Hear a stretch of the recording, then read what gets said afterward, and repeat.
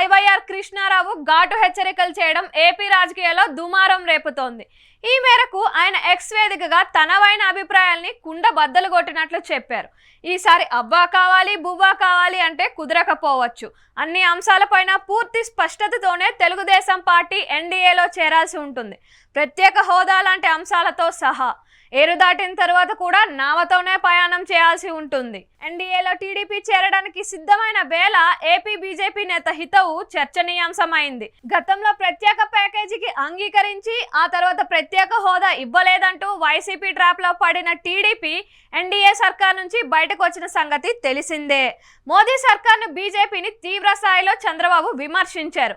దేశానికి బీజేపీతో ప్రమాదం పొంచి ఉందని చంద్రబాబు హెచ్చరించారు. గతంలో బీజేపీతో అధికారం పంచుకొని ఎన్నికల సమయంలో చంద్రబాబు యూటర్న్ తీసుకొని విమర్శించడాన్ని దృష్టిలో పెట్టుకొని కృష్ణారావు తనదైన రీతిలో రియాక్ట్ అయ్యారు. గతంలో మాదిరి అవకాశవాద రాజకీయాలకు పాల్పడకుండా ఉంటేనే ఎన్డీఏలోకి రావాలని ఆయన హితవు చెప్పడం గమనార్హం.